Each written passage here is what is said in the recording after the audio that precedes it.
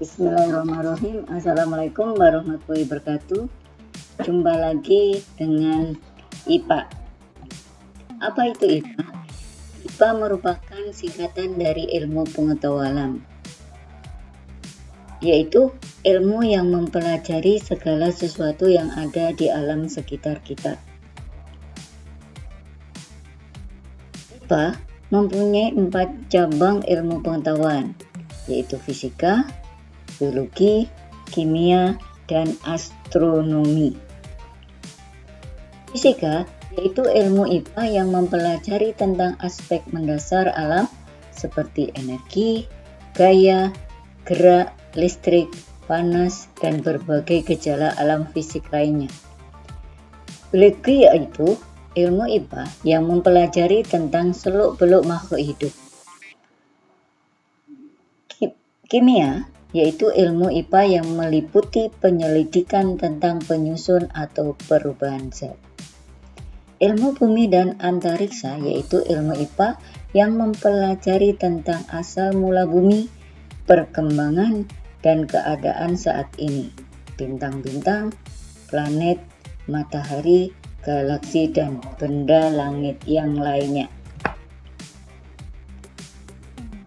Kita masuk pada materi, yaitu objek IPA dan pengamatannya. Apa itu objek dalam IPA? Yaitu segala benda yang ada di alam dan interaksinya satu sama lain. Objek IPA ada 2, yaitu objek biotik dan objek abiotik. Objek biotik adalah objek yang terdiri dari makhluk hidup, sedangkan objek abiotik objek yang terdiri dari makhluk atau benda tak hidup. Nah, di dalam pengamatan, seorang ilmuwan itu perlu mempunyai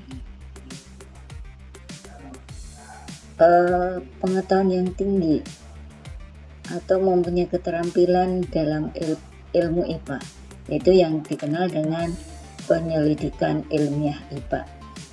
Dalam penyelidikan ilmiah IPA ada 3 hal yang harus dilakukan, yaitu pertama pengamatan, yang kedua membuat inferensi, yang ketiga mengkomunikasikan.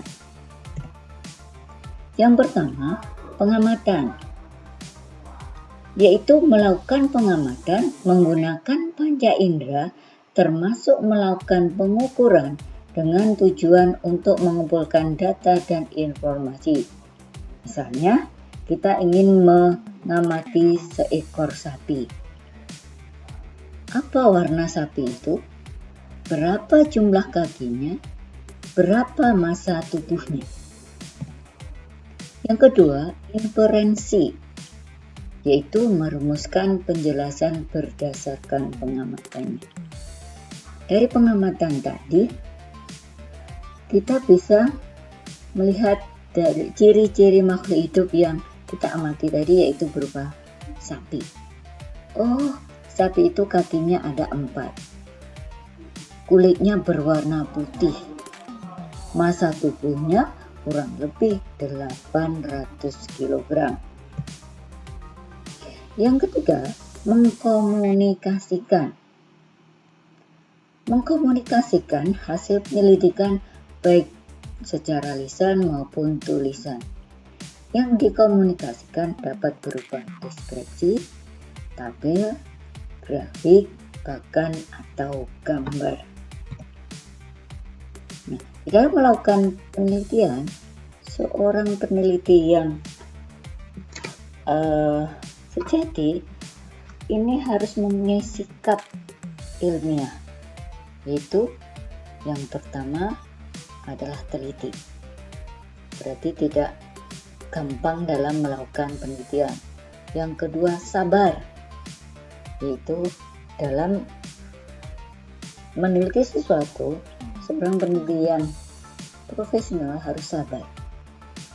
Yang ketiga, rasa ingin tahu, dimana kita harus menanamkan di dalam hati kita. Seorang ilmuwan itu harus mempunyai rasa tahu yang sangat tinggi. Yang keempat, objektif.